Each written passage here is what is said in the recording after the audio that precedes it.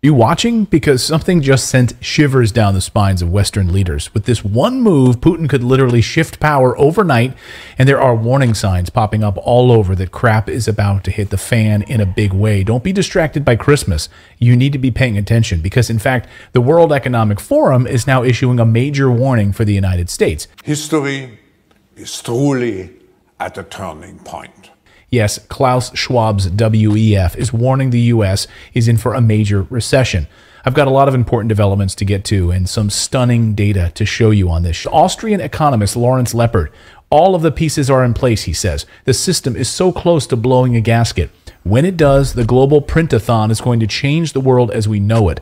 You will either be in a position or you won't. Grab a chair before the music stops. Ouch. So as an example, it all started with a note from Credit Suisse contributor Zoltan Pozsar. Now, Pozsar, you'll recall, has been sounding the alarm about collapse of Western money structures that were put in place after World War II, better known as Bretton Woods.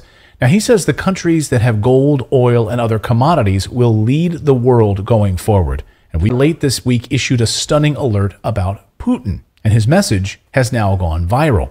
If Putin decides to flip the switch on the Western price cap on its oil by only accepting gold for oil, we would see the price of gold skyrocket to $3,600 an ounce.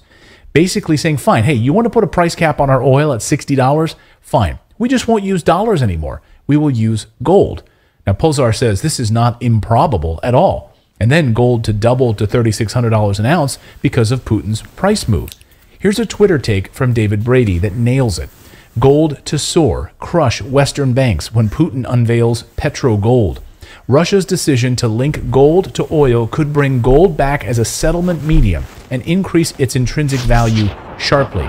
Banks active in the paper gold market would face a liquidity shortfall. Basically, if you don't have gold, you're screwed. In other words, financial Armageddon. Their only solution is to print money they don't have, and this would mean collapse. Or as Clem Chambers put it, an almighty crash. Watch. I mean, nothing's going right. Even Warren Buffett's losing money.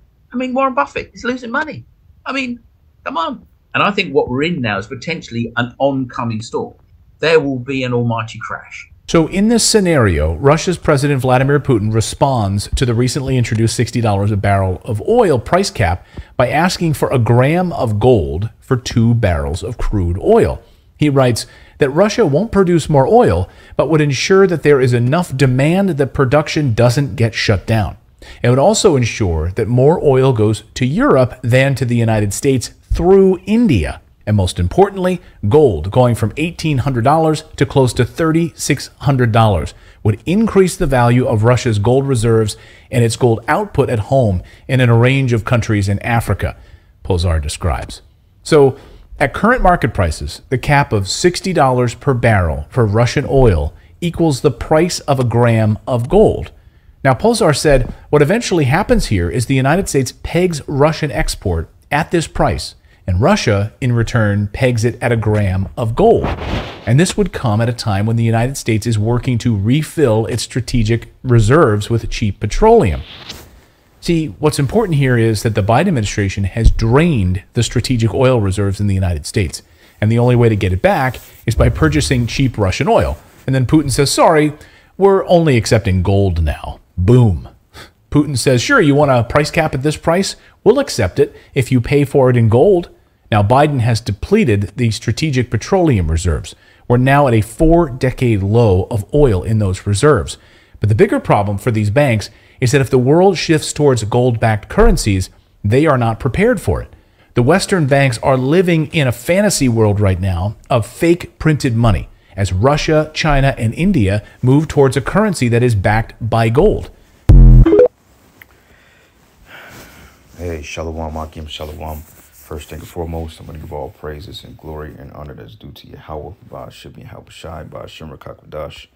I'd like to give double honors to the apostles and elders of Great Millstone. Blessings and salutations to the hopeful elect.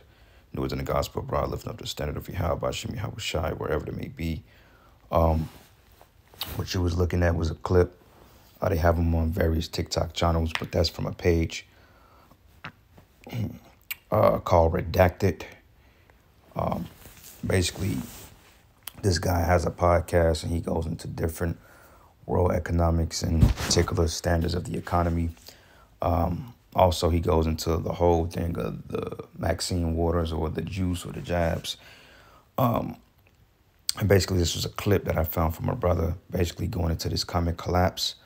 It says we're watching it collapse right before our eyes. All right. And this is going into the financial systems.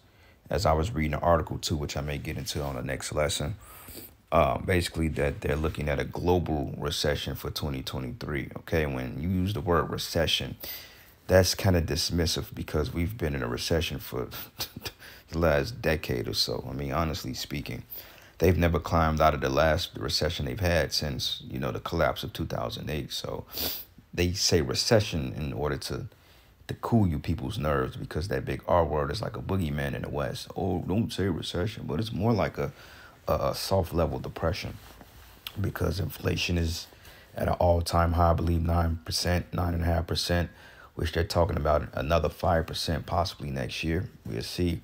But all this is just the paradigm shift to the NWO, okay, to control everything under this technocratic system, with your money, with your bank accounts, all these things, your escrow accounts, your businesses, all these things are gonna be under guisemanship of the elites, because when they rolled out the CBDC, basically that's gonna be the straw that break the camel's back, like in the what is this on the go to the page real quick.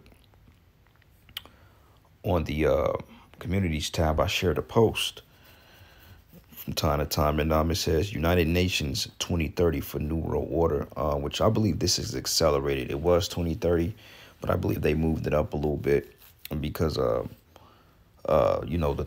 time frame that the Lord has given these Edomites is pretty much dwindling. Okay, they don't have too much time to continue to go forth with their dragon agenda. They need to go ahead and get this shit on and popping, man. Because, hey, man, it's just like, okay, what are you waiting for? All the plays are in play. The CBDCs, everything is set up. The infrastructure is built.